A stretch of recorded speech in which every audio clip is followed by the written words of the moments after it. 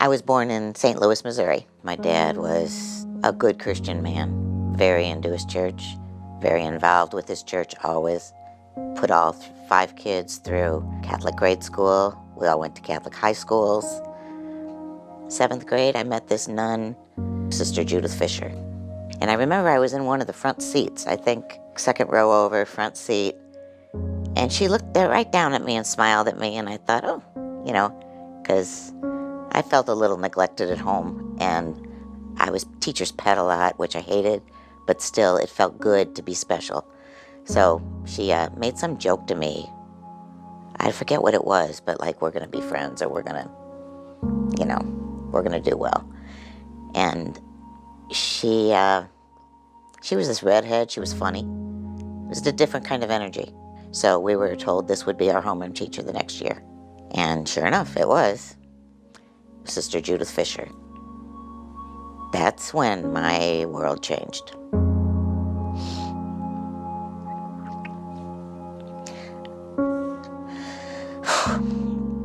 When I was 13 years old, she was 37, 24 years my senior.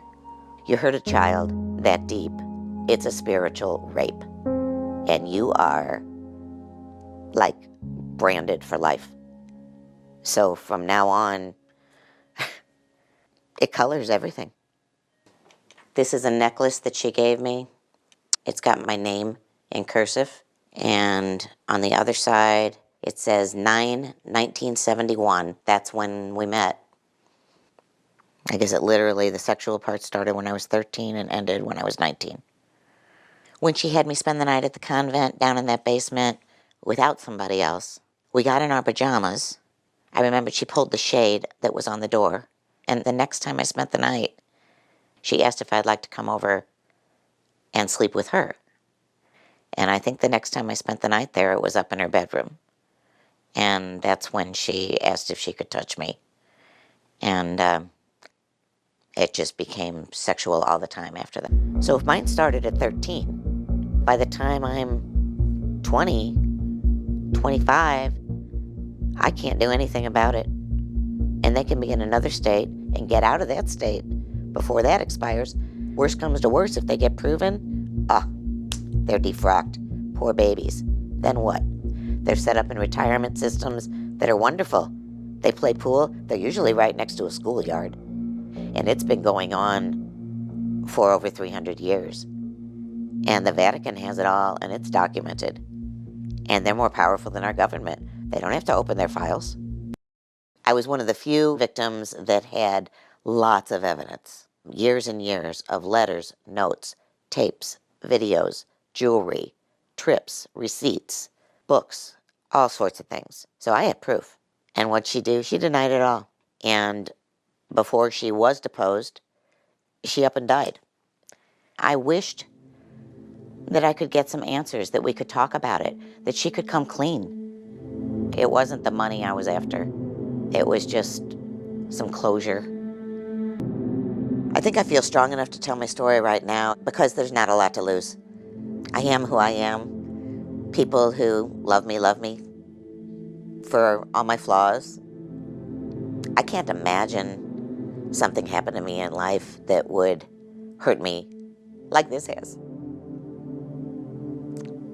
So I think I've reached that pinnacle. If I should die tomorrow, I'd be sad if I had not spoken when I could have. If there's some kid or parent that would hear me, because it's real. And it's the kind of wound that stays, no matter how strong you are, no matter how much therapy you get, no matter how many loves you have, or diversions or excuses. It's a spiritual rape. It really is. It really is. It doesn't go away. It steals your faith. I envy people who have faith. Became my mother. I mean, there's no doubt in my mind. Now, looking back, she became my mother, but mothers don't sleep with their children. Sister Judith had been getting real close with my mom, who was a substitute teacher and would come and help out in the principal's office. The principal was Sister Ruth. So my mom, she got close to Sister Ruth, and we became like a foursome. They'd come with my mom and watch swim practice from the car, and then we'd go for ice cream. or we'd go to the Ground Round, or we'd go to Flaming Pit, or the Leather Bottle, or we were always just like waiting by the phone with the nuns call. And for the next couple of years, my mom, Sister Ruth, Sister Judith, and I did everything together. My mom didn't know anything that was going on. If we were sleeping in a room with 2 double beds, I'd sleep with my mom, Judy would sleep with Ruth, but Judy and I would arrange to sleep where the aisle was, and we'd hold hands across the cavity while they were sleeping. She always, always described it as God's love. This is God's love. Nobody else is going to understand it. My mom and dad found out when they found a Winnie the Pooh calendar, and I had put it underneath my mattress. It had things like, Judy kissed me, we made love, we had a fight, went to the convent again, and so that was their awakening to it. And knowing how attached and flattered my mom was, and she'd given up all her friends, I'd given up all my friends. Our life was these 2 nuns, to the point where my dad, I think, was even jealous. Then when they found the calendar, went to the Monsignor, all of a sudden everything had to stop. Nobody could know. He asked my dad not to bring scandal to his parish, and my dad did everything for that parish. So he kept quiet, and he believed that they would fix it and reprimand her, and that there was no need to go to the police. The push was for me to stop being involved with the nun, and my push was to fight against that. I started lying just so that I could have alibis so that I could go meet her. There's just lots of little cards and things. Here's one, starts with Dear Brat. She called me Twerp. She called me Pooh Bear. Just all these little pet names. Dear Brat, for the book, thank you. For being you, thank you. Love, S.J. Well, hearing love from a nun, and it didn't say Sister Judith, it was S.J. Wow. Nuns kind of get a free ride.